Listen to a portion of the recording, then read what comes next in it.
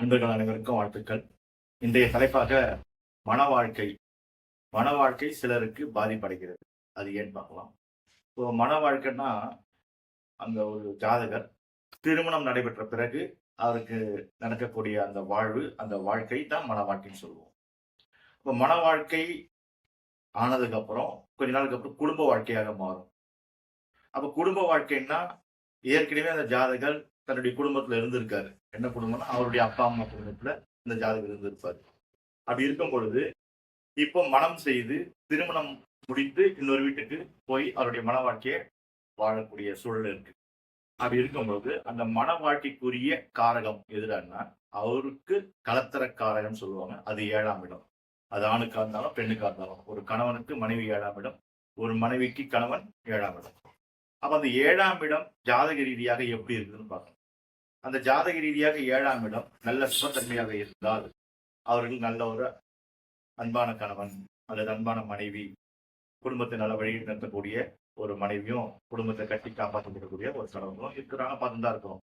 அந்த மாதிரி அமையும். அதாவது 7ஆம் இடத்தில் அவர்கள் லக்னத்திலிருந்து 7ஆம் இடத்துல ராசியில இப்ப பார்க்கக்கூடாது. இது ராசி வந்து பொருத்தத்துக்கு பார்த்துக்கலாம்.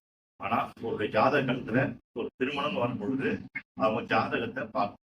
அந்த ஜாதகத்துல அவங்களுக்கு 7ஆம் இடம் எப்படி இருக்கு அப்படின்னு பார்க்கணும். அப்ப அந்த 7ஆம் இடத்துல அசுப கிரகங்கள் ஆகிய சில கிரகங்கள் சனி அல்லது சனீஸ்வர பகவான், கேது, ராகு, இது போல செவ்வாய் என்ற அசுப கிரகங்கள் அங்கே இருந்தால், இன்னொன்று இவருடைய ஜாதகத்துக்குன்னு சில கோள்கள் அவயோக கோள்கள் இருக்கும், அப்புறம் திரிசூனியம் அடைந்த கோள்கள் இருக்கும், வைநாசிகம் சம்பந்தப்பட்ட கோள்கள். இந்த கோள்கள் வந்து அந்த 7ஆம் இடத்துல போய் இருக்கும்.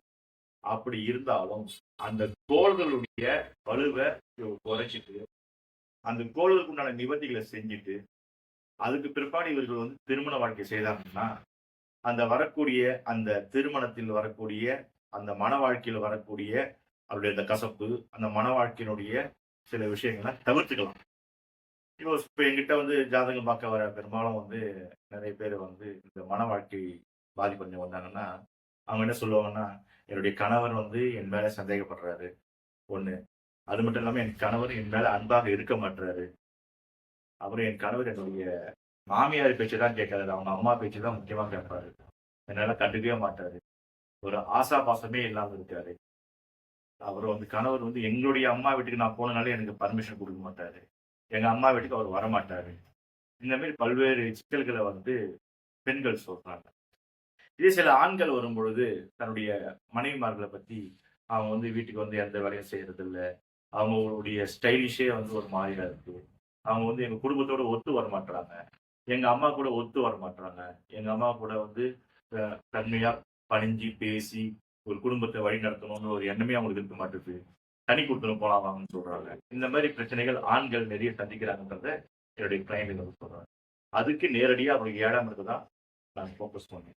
அந்த 7ஆம் இடத்துல கிரக நிலைகள் அல்லது 7ஆம் இடத்தினுடைய கிரகம் எங்க போய் அமர்ந்திருக்கு, அந்த கிரகம் ஏதாவது அசுபகளோட போய் உட்காந்துருக்கலாம். இதெல்லாம் ஆய்வு செஞ்சு அந்த ஆய்வுக்கு அடிப்படையில அந்த ஜாதகம் ஆய்வு செய்து அவங்களை வந்து அது சம்பந்தப்பட்ட கோயிலுக்கோ பரிகாரங்களுக்கோ வாழ்வியல் பரிகாரங்களுக்கோ செஞ்சோம்னாக்கா நிச்சயமாக இந்த மன வாழ்க்கை அவர்களுக்கு கசக்காது. அந்த பரிகாரத்துக்கு அப்புறம் அந்த மன வாழ்க்கை அவர்களுக்கு இனிக்கும் என்பதை இந்த நேரத்தில் உங்களுக்கு சொல்லிக்க நான் கடமைப்பட்டிருக்கிறேன்.